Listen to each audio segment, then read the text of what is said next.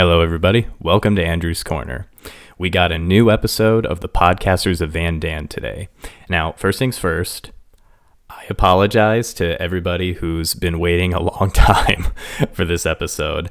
I know the first 3 episodes came out rather quickly within weeks of each other, and everybody's been waiting to see this one, to listen to this one, and I'm sorry. I tried to get things moving along. We had to organize schedules. There's a lot going on in our personal lives, so sorry about that. Think of it as anticipation making the episode more exciting. How about that? So hopefully people are still tuning in. I'm really excited today. Really excited. This is a very special guest, somebody who I've known for a while, somebody who I've actually done a few collaborations on my YouTube channel, has actually inspired me to make my YouTube channel.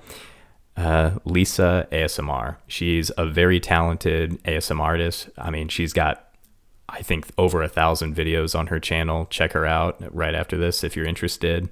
She's done so many kinds of ASMR videos, which are very unique, I gotta say, like very different. Like, I know a lot of ASMRtists utilize like studios and maybe a specific theme, like and I think she's very maybe eclectic in her approach. I think I like to say very eclectic, very different, very unique, and it's almost like she can make anything into ASMR. It's actually pretty cool. And like I said, she's collaborated with me on some of my previous projects, the Werecat ASMR, a couple Giantess videos as well, and most recently the Chronicles of Vandan, Far From Home, where she played both Belena and Sylvie, the Giantess princess daughters, and she knocked it out of the park. She's amazing. I really love working with her, and I'm so glad she agreed to be my next guest on today's podcast. So hope you guys all enjoy. Let's welcome Lisa ASMR. Hello? Hi. How are you doing, Lisa? I'm good. How are you? I'm doing fantastic. I really appreciate you doing this, coming on the podcast. Well, I appreciate you wanting me on your podcast. It's a huge honor. How's your day going so far? Going good. We just got back from a buffet, so I'm super full. Full of tinies, you know. How's your day going?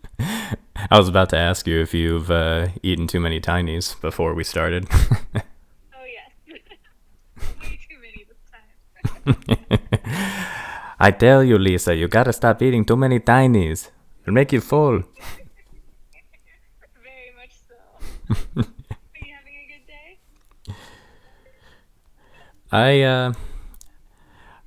We definitely are. My wife and I are taking a nice and easygoing, relaxing day. We just got done watching Tremors. What's Tremors? 1990 movie, Kevin Bacon, underground worms. Huh. I lived a very sheltered life, so that would make sense why I've never. If you ever check it out, by all means. What platform is it on? What's that? What platform is it on? I think you might be able to find it on Amazon for about $14.99. Okay. I have it on DVD, but That's the way to go. well, when I was at BSU, I kind of splurged a bit on DVDs. My parents were pretty pissed about it, but I'm like, well, it's my money. I can do whatever I want. You're rebellion. Oh, yes. Very nice, very nice. Actually, that's something that I don't think, if the viewers pay very close attention, some of them might realize you and I actually went to the same college, BSU. Yeah, it's crazy when I put 2 and 2 together. And it took me a while to realize it too. Like, when I saw your videos, you definitely looked familiar to me, but I'm like, no, we couldn't have been. And then when you messaged me, it's like, oh, you were Good old woodwork. Well, it was one of my favorite places to eat at. They had my favorite Oreo bash. I think it was cheesecake there. I always had to have it. Oh, yep. That stuff was good. I went there for the pasta because they taught me how, like, mixing the Alfredo and the regular marinara sauce, and it just, like, made it extra good. Oh, that does sound good. Yes. What's your favorite memory from BSU since, we're in that little subject line? Well, thinking about it, I've actually got a couple memories that I really remember fondly about it. Do you remember going to late night? Yes. Well, they had this one theme night where I think they brought wild animals, and there were a bunch of snakes there. And Yes. I think they let me hold a ball python once, and I just held it there, and it just like slithered up to my neck and just hung there like a scarf. And I was like, if I could own one of these, it'd be cool. But my wife vetoed it. Like, there's no way I can convince her, unfortunately. She said no ball python for you. Absolutely no reptiles, unfortunately. The struggle. My sister is the very same way. She is terrified of snakes, and she doesn't like reptiles, but really hates snakes. So. Yeah. Do you like snakes okay, or not really? Oh, I love snakes. Hate spiders, but love snakes. I'm the same way. Actually, I think it was another late night that I developed a fear of spiders. I don't know if I told you. Really? So they had these tarantulas there, and they were like passing them around, people sitting at the table holding them, and they were like, hey, sit here and hold your hands out, it'll crawl to you. So I do that, and it just sits there still, and I'm like, is it gonna move? And then it just darts across the table, and it scares me so much I flew back in the chair. Fast little thing. I wish I would have seen that. Yeah, I've never really been fond of spiders since. But Man, that's wild. yeah. But some of my other favorite memories of Ball State was I joined this. I don't know if I told you about it. It was a student-run organization called the Alive Campaign. It was run by a couple older students for spreading suicide awareness. We hosted a lot of benefits. We did the. I think we held. I think they were Out of the Darkness walks. I think some of them were held at Ball State. Some of them were held in Indianapolis, and it was definitely something I was really, really happy to be a part of. The people there are great. I still talk to some of the people, and it was quite an incredible experience getting to be a part of that. I actually went to one of their meetings, but I was working 3 jobs throughout college, so I ended up not being available for their stuff. But I wanted to join them so bad. Like, I have, I'm pretty sure they gave out wristbands on the meeting that was at. But you weren't there at that one that I went to. I may have been unavailable, or I may have been out of school at that time, unfortunately. Yeah. It's crazy how, like, our paths, like, always, like, well, I mean, obviously it did cross, but close to crossing again. But yeah, those were. What kind of jobs were you working at the time, if you don't mind me asking?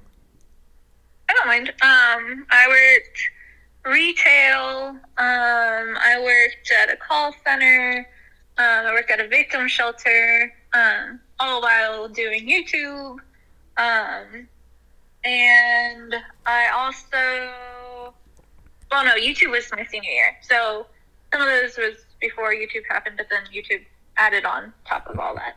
Gotcha. And oh gosh, what was? I think there were some other things that I did work as a teacher, lead TA, yeah, teacher's aide, right, or teacher's assistant, whatever. It's paid when you work for a professor, yeah. I did that too. Nice. I spent most of my sophomore senior year working the mailroom at Park Hall. That was pretty much my job at on campus. Was it interesting?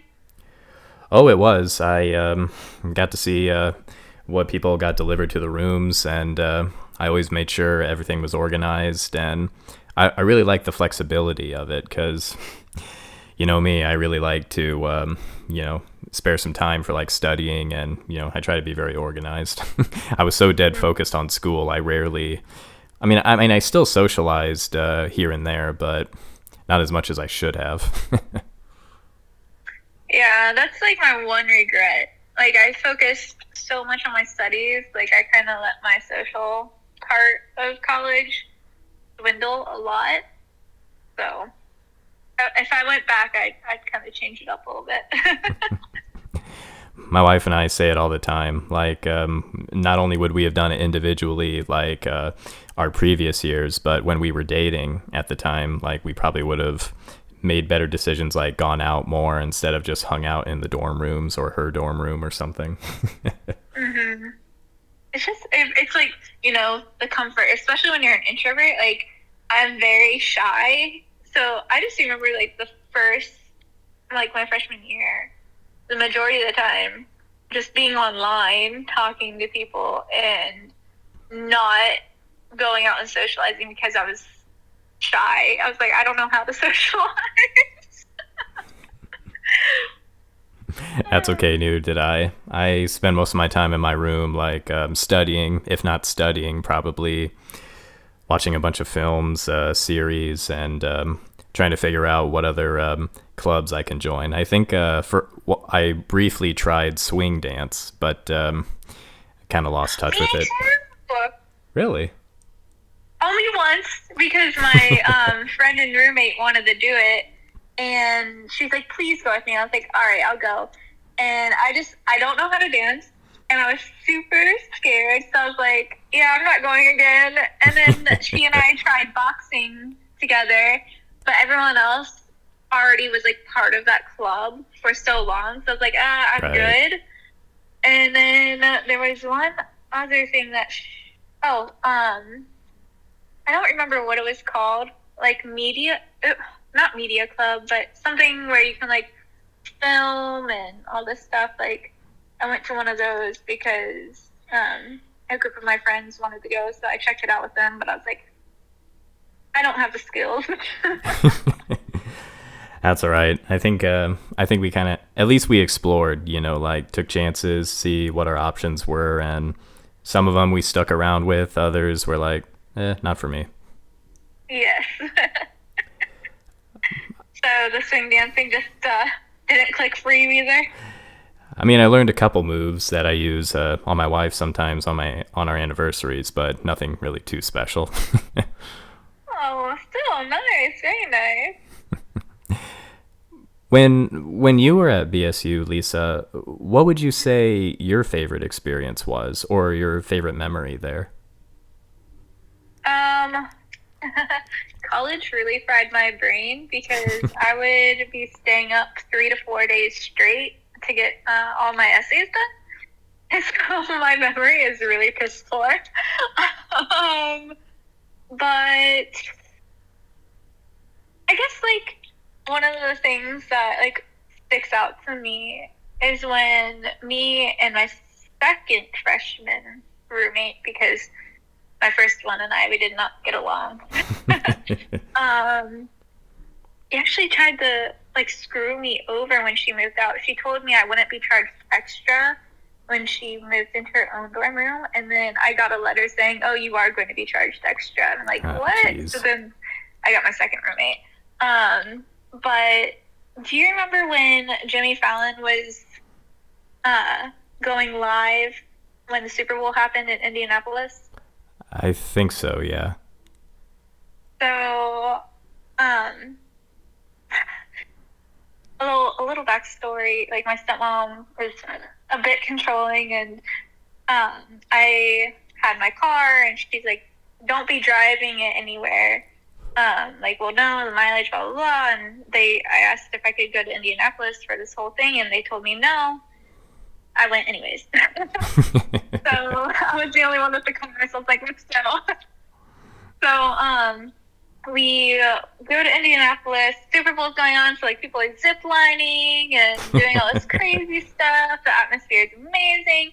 We get in line for Jimmy Fallon. It is so cold outside, so we're all like huddled together. And then we make it in, and shortly, like very shortly after us, they cut it off. They said, "All right, we have a full place. No one else can join in." And so it was just like really cool because it was Jimmy Fallon's very first live show, and we were in it, and it was just like a really cool thing to experience. That does sound like a fun experience. I mean, not too many people would get to enjoy that. And I also love I also love that your inner troublemaker, kind of came out there. Like, who cares what your stepmom says? Yes. I'm a rebel. Which is funny. I was a really good kid growing up. Like, I only got in trouble for like staying up late with reading. The only time, well, I mean, I did sneak a boyfriend in, and I did get in trouble for that, but that's because my sister outed me. But that was like literally the only thing I'd get in trouble for. But anytime like she got in trouble for things, they would ground me. So I'm like, what the heck? I'm your good kid. I should have been wild.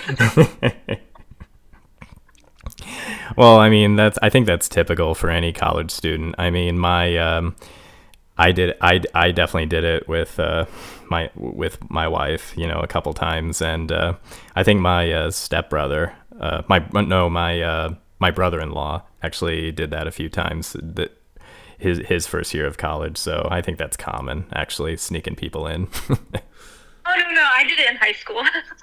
Oh. But I still lived under the roof. Oh, never mind there. She went away. Yeah, she went away for work for like a weekend. But I mean, he didn't stay overnight or anything. He was just coming over to hang out. Oh, Lisa. I was a good girl. I was too. I focused too much on studying, both in high school and in college, and that's why I kind of regret my first 3 years, because I don't think I really left my comfort zone as much. And I know I keep saying this to some people. It might sound sappy, but I gotta say, meeting my wife at the time we were dating, I think that was one of the best things that ever happened to me at BSU and in life, because I just seemed way too closed off emotionally from people, not wanting to let anyone in, not really be myself. I didn't really know how to be myself, because all my life I was told, grow up, like get rid of childish things, like don't be yourself. And I'm like, fine, I won't. But then, she kept telling me, hey, if you like Marvel, you like Marvel. If you like comics, you like comics. If you like movies, you like movies. And I'm like, okay, I don't have to feel uncomfortable. Yeah. And it's like, I can break out of my shell finally. And I got to talk to a therapist as well, deal with some anxiety issues my junior year, I think. And it was like, wow, I really got to find out who I really was, be comfortable in my own skin for once. Well, your wife sounds like such a lovely lady. Oh, she is. I'm definitely lucky to have her. I'm glad that you do. Anyway, I don't mean to get off topic, but I definitely wanted to ask you this, because I'm pretty sure me and a couple of other people listening are definitely interested. When did you learn about and get interested in ASMR? So my junior year, second semester, someone that I kind of knew, but like we didn't hang out really, but we were acquaintances, I guess, because we had mutual friends. And he's like, you should create an ASMR channel because your voice is really soothing. And I thought he was just joking, because like I don't know, I'm just used to people like doing soft teases at me, so I'm just like, he's just saying that, he doesn't really mean it. And then I had no idea what ASMR was. I didn't even look into it when he brought it up. But then I had several customers after he said that, and they're like, "Oh my gosh, your voice is so soothing. It's so relaxing." Blah blah blah blah blah. So then, senior year came. I went back to school, and I was like, "Hey, like, if you're being serious about this, then I mean, sure, let's create a channel." And I still like never watched any like ASMR whatsoever, so I didn't really. I had no idea what it was or anything. He would just tell me like what to do, and then I would take it, and then I would just like put my own little like quirkiness in it, and yeah. I after a while, like I started looking at some because I was like, I guess I should probably like see the category I'm in, like figure it out. But here we are, almost 8 years later. I gotta say, I mean, watching all of your videos, I think your words, your quirkiness, kind of makes you stand out amongst a lot of other ASM artists. Like, if you look at some of the other channels, sometimes they're like in like a soundproof studio, like they've got like lights, they've got sounds, and they focus on specifically whispering or specific themes, I think. And I think with your channel, it's almost like there's so much miscellaneous content you can have, and there's a lot more like stuff you can make sounds with, not just, you know, having to be whispering. Like there's so many ideas, so much creativity for customs. I think it makes it very unique and helps you stand out and maybe even be a little bit more relatable than any of the other ASM artists, I think. Thanks. I really appreciate that.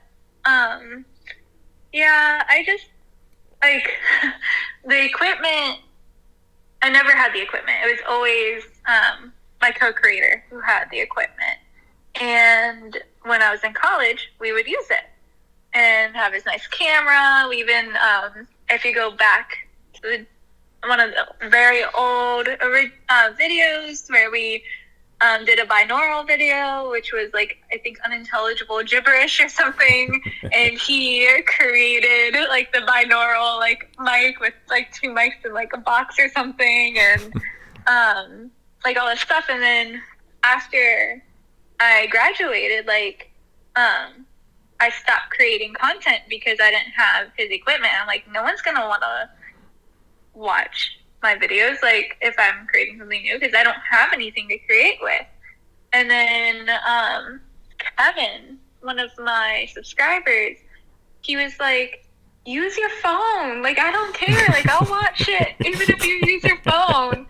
And I was like, okay, if you're sure, like I'll do it. And then I came back and started using my phone, and since then, like, we've boomed and grown so much. So I have Kevin to thank a lot for encouraging me to pick back up, like, recording videos. It's just, like, a lot of people, well, I shouldn't say a lot of people. There are people out there who are a little bit harsh because I don't have the studio set up like other people do.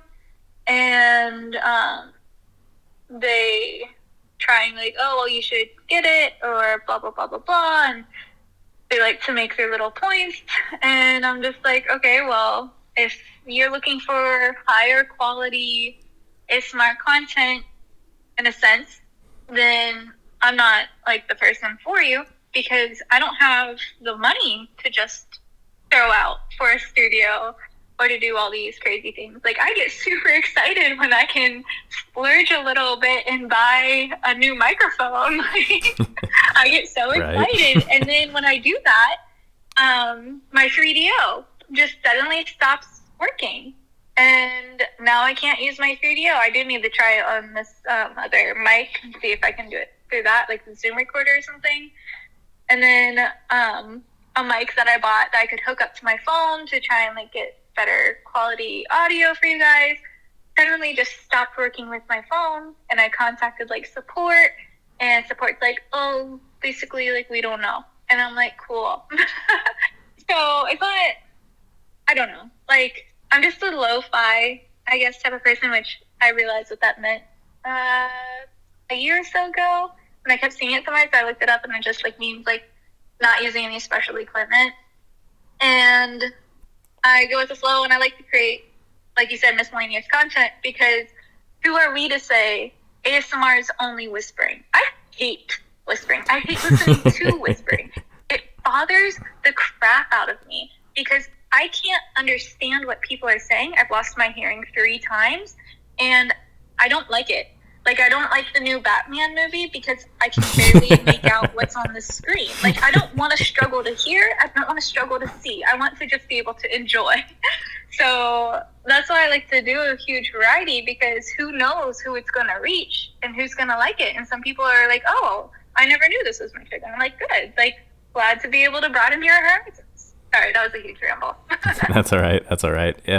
You definitely make a lot of good points there because, like I said before, I think your videos make you stand out amongst others where some of it is specifically whispering. And, you know, when I first came across it, I was mostly like watching videos that had whispering, and I did kind of get a sense of like, oh, this is relaxing. Oh, you actually do get those tingles that people are talking about. But when you think about it, it doesn't have to be the only setting, if you will. Like, there could be a lot more creativity to it. There could be a lot more theming to it if you expand your horizons. And for someone like me, who's such a perfectionist when it comes to making videos, like telling stories and content in general, I think that's probably the smarter way to go, because as much as I'd love to like video or record like something outside or make these video graphics or digital effects, I know I'm not qualified. Like, I don't really have the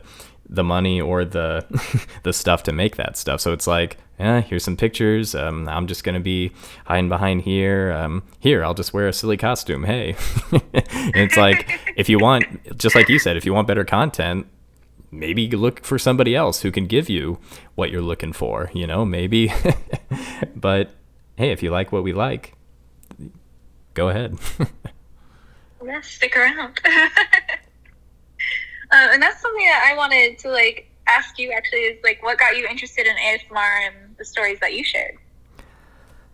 Well, thinking back on it, I think I've always really liked telling stories.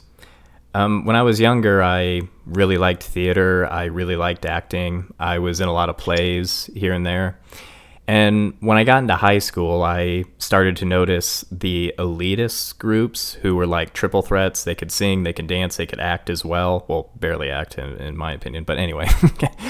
But I always felt like, well, I can't sing and I can't dance. I could just act. Apparently that's not enough anymore. So, and plus, you know, acting is such a fickle career, and you hear about all the controversies in Hollywood. I was like, yeah, that's not really for me.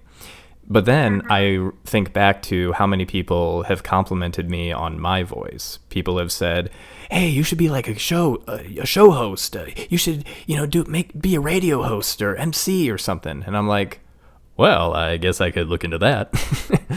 And I've always been interested in like voice acting, kind of like the greats like you know, like Robin Williams from Aladdin, Tim Allen, Toy Story, and all that. So I've been looking in for ads, you know, to maybe do a little bit of that. And I think it was around, man, how long was it? I don't know how many years ago it was, but when I came across, you know, YouTube videos and the ASMR channels, I thought maybe this could be a way to get some creative ideas out there while also, you know, kind of having people like hear my voice, whether it comes to storytelling, whether it comes to acting.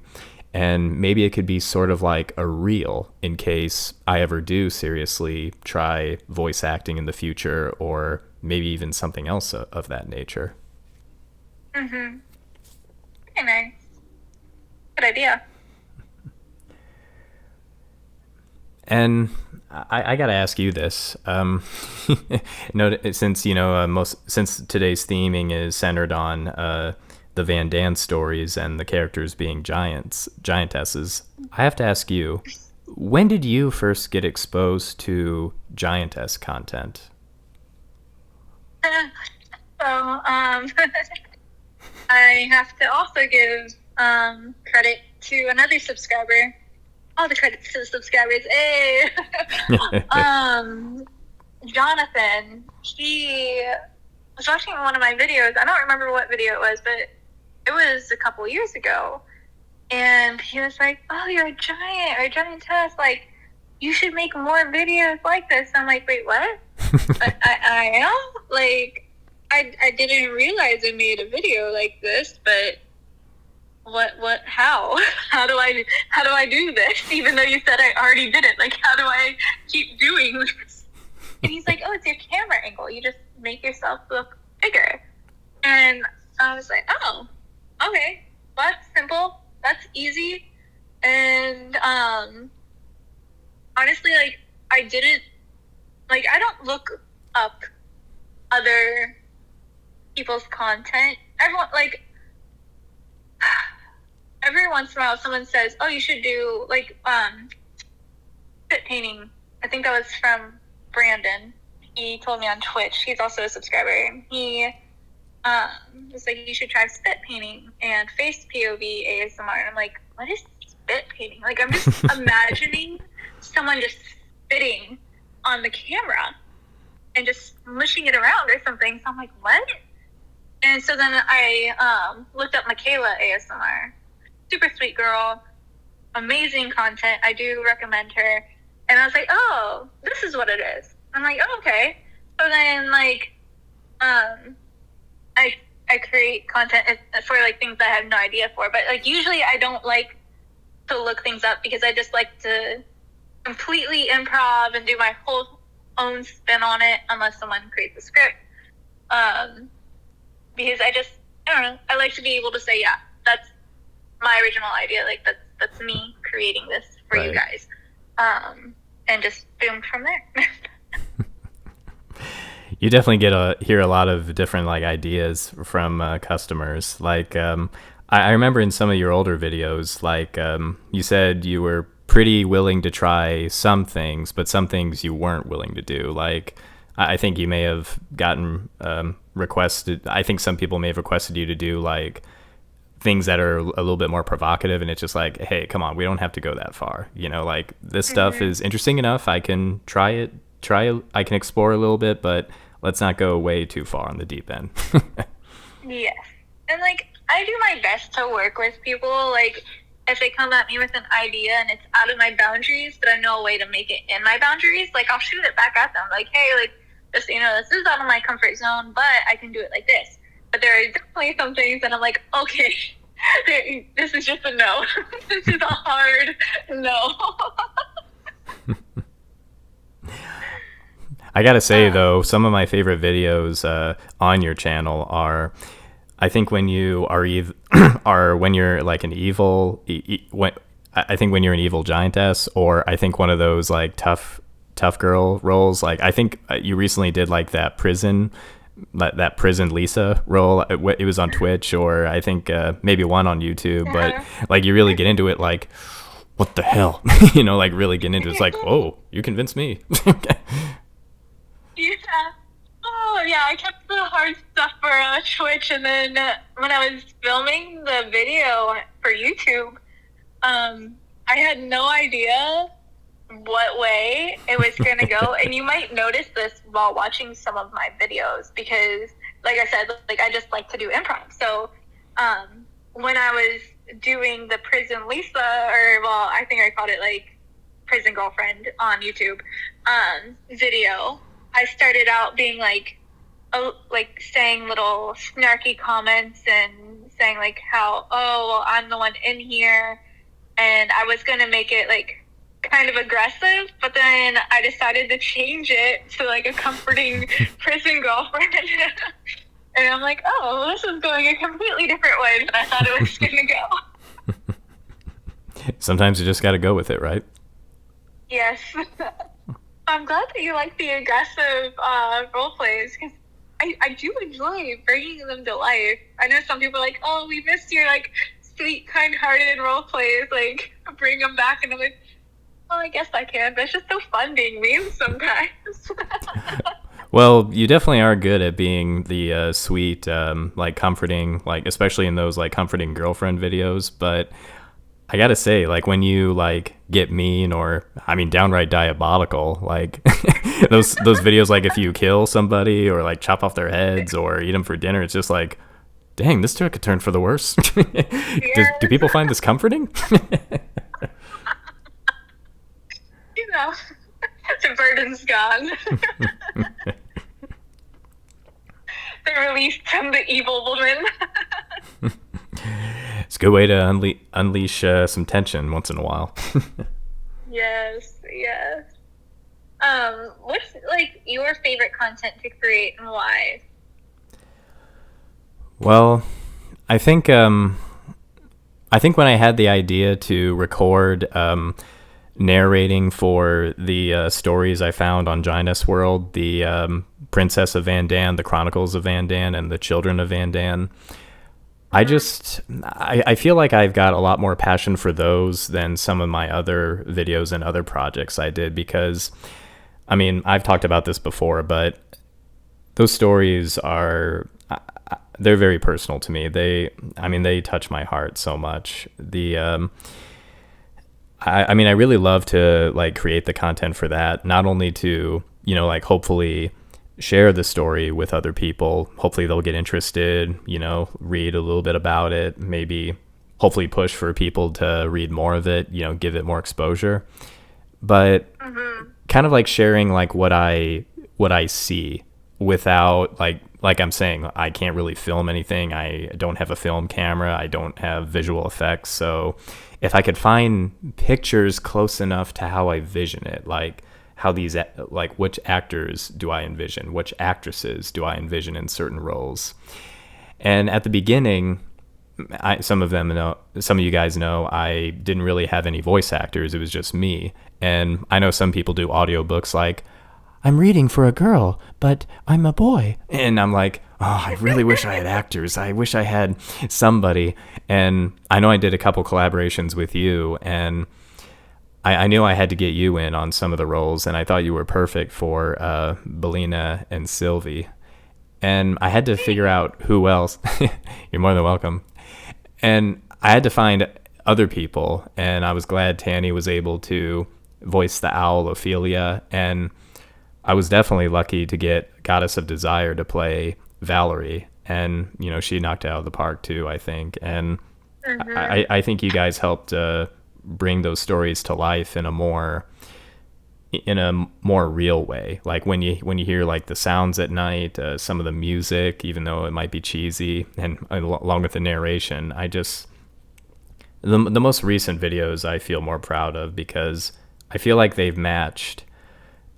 I feel like they've matched certain parts of my life, like almost like, like I know I talked about the tragedy that I went through last year, and it happened right around I was doing the videos for Far From Home, which one of the characters died, and I just couldn't help but express myself, and it kind of helped me to reach some kind of closure in it. And now with the more recent videos I did, Sword of Revenge, the whole video series ended with Valerie revealing that they're pregnant, and lo and behold, this was around the time that we found out we were pregnant with our next kid. And I feel like I put a lot of passion into it, and it feels like art imitated real life for me in those last couple, and those are the ones I'm most proud of. I think mostly because I put a lot more effort, a lot more time into it, but also I just really love those stories, and that part of the reason why I wanted to do this podcast, to kind of get other people interested to listen to it or read them too. Yeah, that's so amazing. And I did want to say kudos to you for voicing all of the characters. I haven't heard you said Sword of Revenge? Yeah, Sword of Revenge. Right? Okay, I haven't listened to that one yet, but Children from Vandan, I was like, holy cow, I was like, why did Andrew even reach out to us? He's doing such an amazing job. I'm very honored and blessed that you did, but I was just you did an amazing job. So I was surprised that you did reach out. But like I said, very honored and privileged to be a part of it. Well, again, I'm glad you said yes because I felt like I needed some differentiation. Like I mean, sure, I can read these lines even though they're for like a female role, but I feel like it would have more impact if I was reading or bouncing off of somebody else, whether it be you, whether it be Tanny or Goddess. I I felt like it made it better, actually. Oh, I'm glad to have helped. What exposed you to Giantess content? Honestly, I like to say it was something that was embedded in me since childhood. I remember one of the first videos, the first movies I've ever seen was Honey, I Shrunk the Kids. So I kind of had like kind of a fascination with like small things, big things. And as I got older, I saw the classic B movies like Attack of the 50-Foot Woman, Giant Tarantula, Godzilla, this and that. So it's always been on my mind, like how crazy that would be, how scary that would be. And then around 2006, when I was spending most of my time on YouTube, I'd come across lots of Giantess videos, like old commercials from the past, music videos, people making their own content with green screens. And well, I mean, some of it was like, kind of funny, kind of hilarious. Other times, again, it was a bit more like sexual and provocative. And, I'm like, huh, interesting.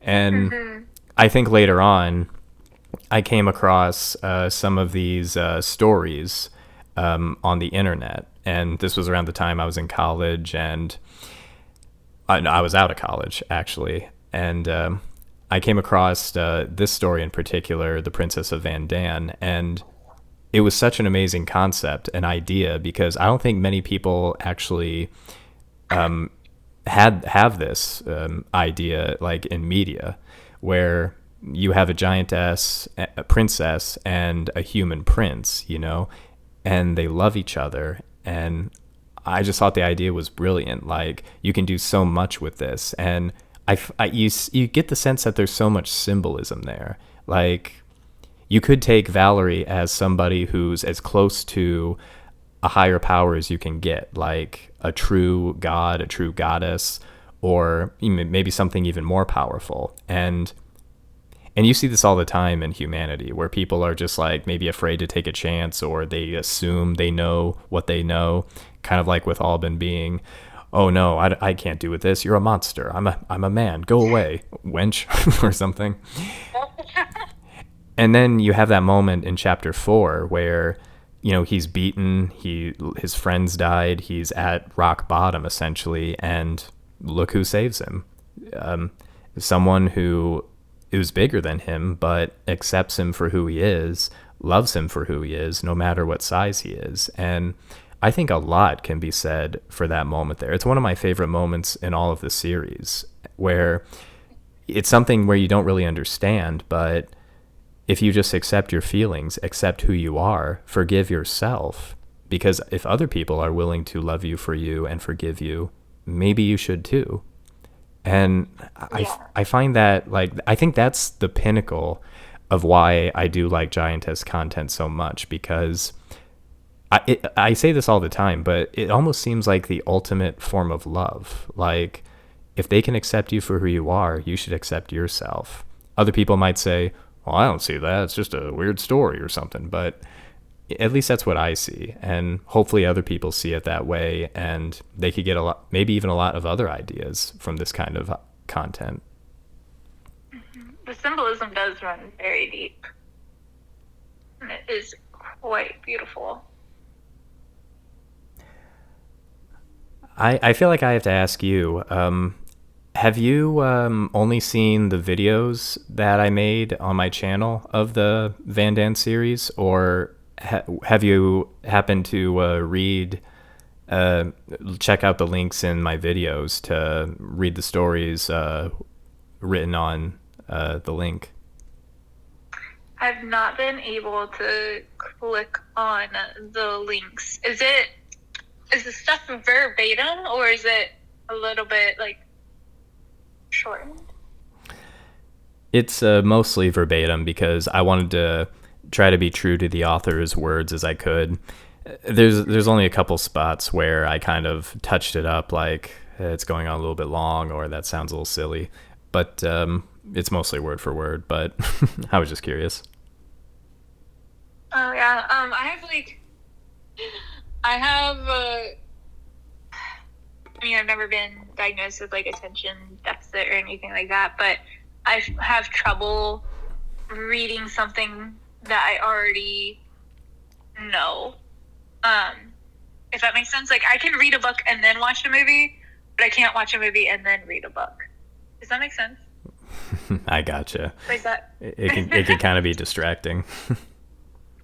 Because I guess, like, when I'm watching a movie or, like, listening to your Vandan, like the Vandan series on your YouTube channel, I'm not only seeing technically the visuals that you created, but also listening to the story. So for me to read after watching it, it will just, like, for me, be very repetitive. I'd have to wait until, like, I'm completely forgetful of the whole series. But I'm hoping I'm pronouncing, it's Malika, right? I think so, Malika. Okay. Yes. I listened to Malika and Aphrodite's podcast when I was driving home from my long road trip. It was very interesting, like, to hear both of their, like, lives and everything. Like, I had no idea Malika is from South Africa, correct? Yeah, I think that's one of the great, amazing details, because South Africa sounds like a very beautiful place to live, and he was a very interesting person to talk to. Yeah, he definitely seemed very interesting in, like, everything that he does and experiences. And something I like to ask people is, like, where in the world if it was free, where would you like to go and why? And there was this man who's been to over 80 countries, and he said South Africa because it is the most beautiful country I've ever seen. I was like, oh, that is now on my bucket list. Thank you so much. And then when I heard Aphrodite went to BSU, I was like, dang! Another Cardinal. Represent. It's really cool. Like, it's really cool that I was able to bring to life something that someone went to our college and to, life. And then, he's such a sweetheart with his such kind words. It made me blush. I was like, dang, you made my week. You have no idea. But no, they seem like amazing people, and it's just so interesting to hear their backgrounds and everything, because you don't get to know people's backgrounds unless someone takes the time to ask. And I'm so glad that you did. Like, it's really awesome what you're putting together. And I think I saw someone comment that on one of your videos, like, you're doing the most. Like, you made the series come to life with voices, and, like, made the pictures, and you are now creating podcasts and speaking to the writers, and I think all of the voice actors. I'm not sure if I saw Goddess of Desire in there yet, or if you're planning to speak with her. But it's really, really cool. Well, I was hoping to get contact with her, but I'm kind of having trouble contacting her, unfortunately, and I don't know what happened. Her page, I think, either got taken down, or I think something was happening. She talked with me a little bit when we were planning for the previous voice acting for Far From Home and Sword of Revenge, that she was struggling with her other job. Like, people were finding out about her content and everything else, and I kind of felt guilty, like, hey, I don't want to add any trouble to you. If you don't have time, if you don't want to do this, I don't want to add to your list of troubles. And she said, no, we're doing this. You asked me to, I'm willing. And, I thanked her many times. And ever since, I wasn't able to get back with her. I hope, she's out there. I hope she's listening, because I'd love to have her on here. But if she'd rather keep a low profile, I understand. But she really did a good job voicing Valerie, bringing her to life. She certainly did.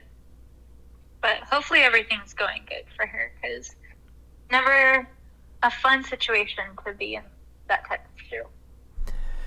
Yeah, and I think that's the thing about people who are involved with this kind of content, especially, with like Giantess theming, stories, ASMR. I feel like there's probably a lot of people out there who would look down on it or don't really understand it. Like, what the hell is this? What?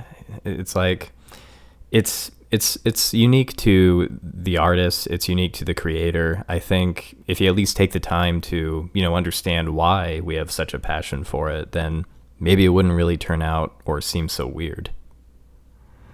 That's the thing. Like, that's the thing when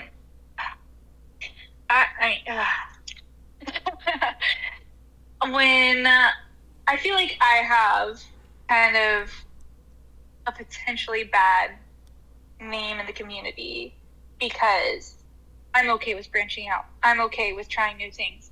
And it's kind of like, society's norms. The ASMR has the norms. And it's like, oh my gosh, like, look at her creating this content. How dare she show her feet or do Giantess stuff? And, like, they're just trying to make it this weird thing. And I'm just like, why does it have to be weird? Like, the majority of people have feet. And, like, you already stated, there are movies, Honey, I Shrunk the Kids, Godzilla, like, it deals with size difference. And it's not something new. And even if it was new, who cares? Like, my content is not creating any negative thing. I am not making content that is saying, oh, this person's a bad creator, don't follow them. I'm leaving other content creators alone because I don't care. Like, do you. Do whatever makes you happy. I'm not here to judge you. It's not my place. So I don't understand why other people want to be like, oh, at least say some ASMR chick is weird or how dare she. But then now they are like, oh, maybe I should show my feet because it does get a bigger audience. And, oh, maybe I should get into the Giantess world. And you know what? Good for them. A little sour about being hypocrites about it. But right. Good for you to finally open your eyes and broaden your brains and not be so arrogant and see that this is just content to allow acceptance. So people who have feared talking about enjoying Giantess content can come to a channel and not feel like they're going to be attacked, because that's what the Holy ASMR family is about, is accepting people for who they are. And it just gets a little tiring when I see, like, the passive aggressive hits towards, like, my content. I'm like, whatever. Absolutely. And you know what? I think that's another great thing about the Giantess content. At the center of it is the idea of surrender. The idea of surrendering yourself to not just something, but to an idea, to, a theme or a creation. You could see it in some of the videos of, like, oh, they're surrendering from, being squished by your foot or something, or being eaten, or being kidnapped or something, like any of that. But if you surrender to the course, you're able to flow on the river, and I think use it to your advantage rather than, hide it and just like, no, that's not me. No, I'm not into that. It's weird. It's stupid. I feel like you're only going to cause yourself more misery. So I really like that statement you made, like it's actually, I think one of my favorite photos of yours, I think it's on Instagram. I think underneath you were showing your feed and you were making the sarcastic comment like, "Oh no, I can't show my feed. This is so terrible." And in the next slide, it's like they're erased out of the picture. It's like, that's better. I thought it was such a brilliant sarcastic joke. Like, there, the feet are gone. It's so fun that you enjoyed that because I enjoyed making it.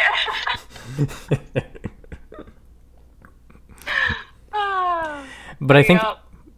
Sorry, go ahead. Oh no, I was just agreeing.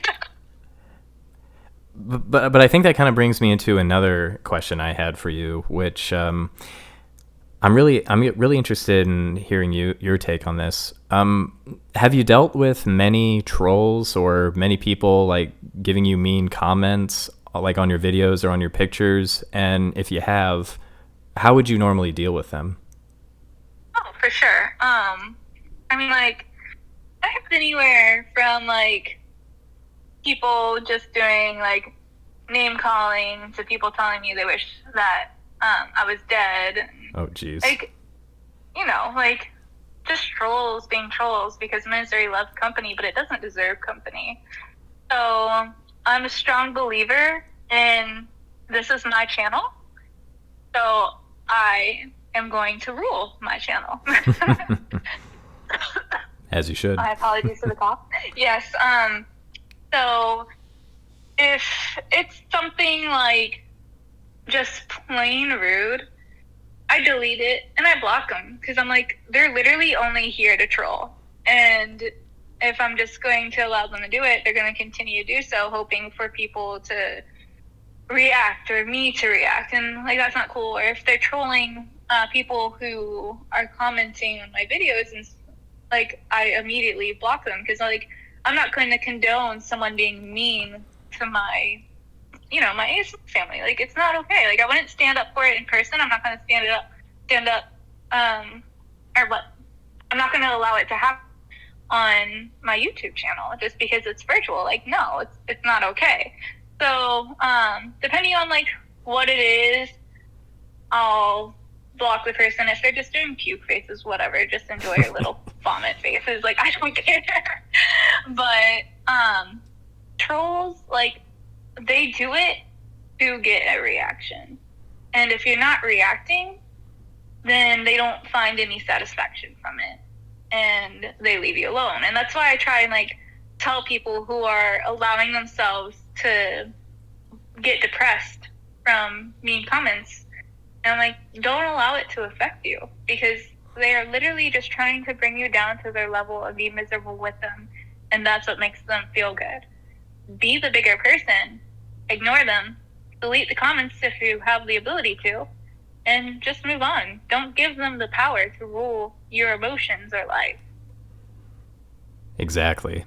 And I mean, I haven't really had too many trolls or death threats, but I'll never name names, but there was one in particular, one commenter on my videos. I think it was when I was doing Children of Vandan.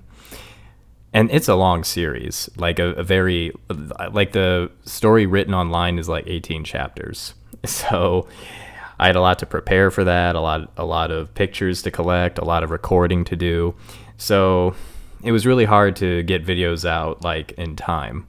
And this guy was commenting at first, he was saying, "Oh, these are great, man. Like, I really love this. These are great."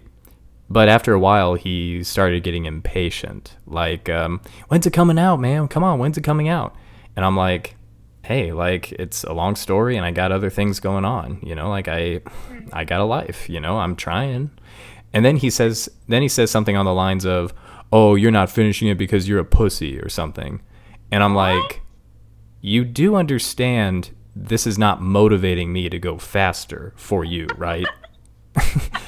So he kept going at it like, "Oh yeah, I assume you're doing this and that." And I'm just like, I'm just blocking you. Yeah. If anything, I'll go slower just to piss you off if you say comments like that. Oh, people are so sometimes, it's just like, yes. Dude, that doesn't motivate. And it kind of reminds me of when I worked in car sales, because the managers had different ways to try and motivate their salesmen. And they'd come up to me and they'd be like, oh, well, if you can't handle getting this deal done, I'll just give it to the sales guy. I was the only saleswoman on the team. And I'm just like, I told them, I was like, you know what? If you want to motivate me, don't try and threaten me. Don't try and like degrade my abilities or insult my abilities. I know what I can fucking do. Instead, tell me you know that I'm able to get the deal. And then I will go out there and get you that deal. But if you're going to try and like insult how I do things, then I'm good. Like, I will tell these customers, which I mean, I did tell the customers to tell me, hey, can I get a better deal? And I knew my managers would be watching. So it would look like I'd be like, oh, blah, blah, blah, blah. And I'd like, really, I'd be saying like, say it again, because I can get you a better deal. And I don't want to screw you over. Because that's the thing. Like, car salespeople are told, you know, don't tell them that you don't haggle. Tell them we don't haggle here. But we everywhere haggles. I don't care what they say. They haggle. And they screw people over day in and day out. And I did not want to be that type of salesperson. And that's why I was always in the top tier of salespeople. That's actually pretty fascinating. I didn't know you were in car sales before. Yes.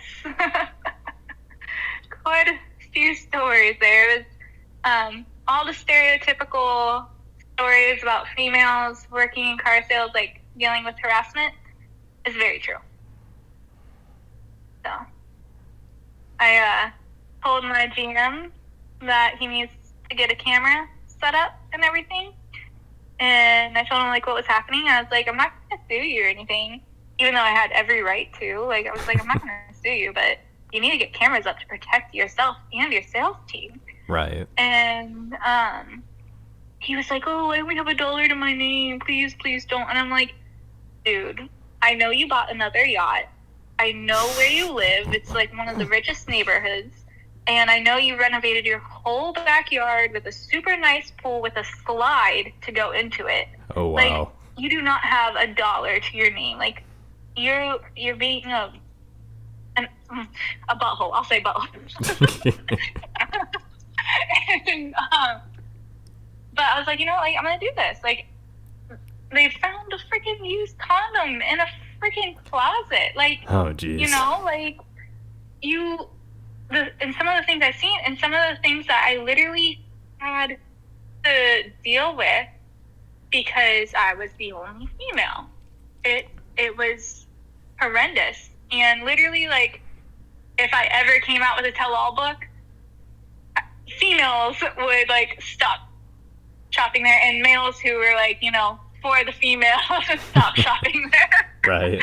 Because it's just crazy. But I'm not that type of person. I'm not the type of person who tries to ruin people's livelihoods or that. I'm the type of person who's like, here's your problem. Here's how you can fix it. And I hope to goodness you fix it. But, you know, it is what it is. I bet you're probably glad to be out of that job.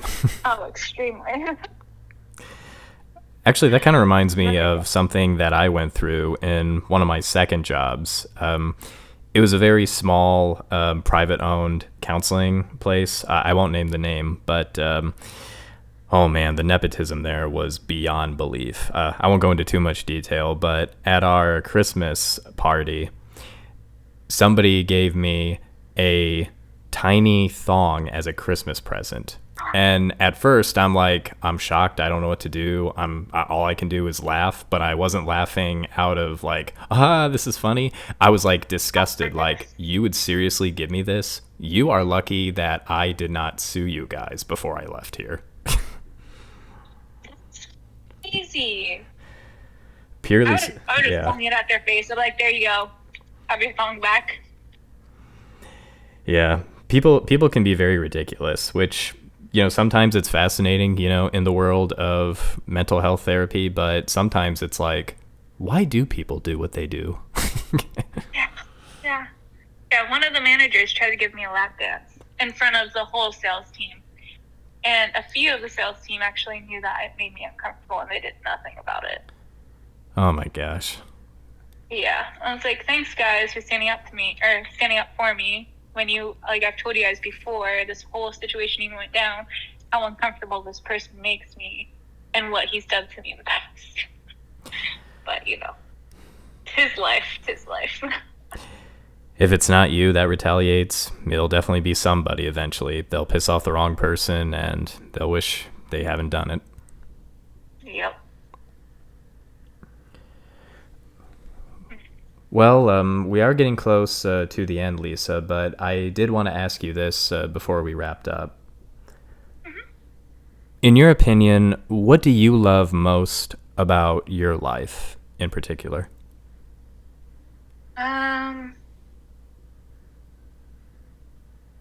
Life in general or life on YouTube? Let's say both. Both? Okay.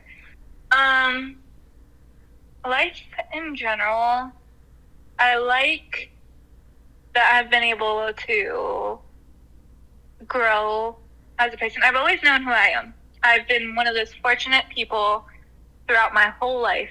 I've always known who I am, accepted who I am, and been who I am. But I am loving the fact that I am standing up for myself more and doing the things that I need to do to make sure that I am mentally okay, no matter who it affects, like cutting them out of my life. As long as it means that I'm going to be okay, like I'm actually taking the steps to do that. So that's something that I'm really proud of myself for. And I love the fact that I'm about to travel the country because that's super exciting. Oh, yeah. And then for YouTube, I just love the community that I have, honestly. Because, I mean, I'm sure a lot of content creators say that they have the best community. Like, I mean, I've seen it, but truly, like, wholeheartedly, I do feel like I have the best community because the ones who are actually there for the right reasons and aren't trolling or whatever, like, they have made, like, y'all have made my life so much better. Like, I can have a really crappy day and I can get on Twitch or read comments on YouTube, and you guys are just so encouraging and amazing, and it's just so uplifting. And I also have the freedom to create whatever content I want for my platforms, and that is such an amazing thing because working jobs before when I was micromanaged to now having like full reign on whatever the heck I want to do. Except, you know, when YouTube takes it down. Right. But yeah, it's just, I love the community. I love being able to put the content out that I want to put out. So what do you love most about life and being on the platforms? Well, I do have to say, especially, you know, when I got out of college, I really appreciate that I got the opportunity to learn how to be comfortable in my own skin. Because I feel like throughout most of my childhood, I was too uncomfortable, I overthought about what other people thought of me, like how I'm supposed to present myself, what I'm supposed to do, how I'm supposed to act.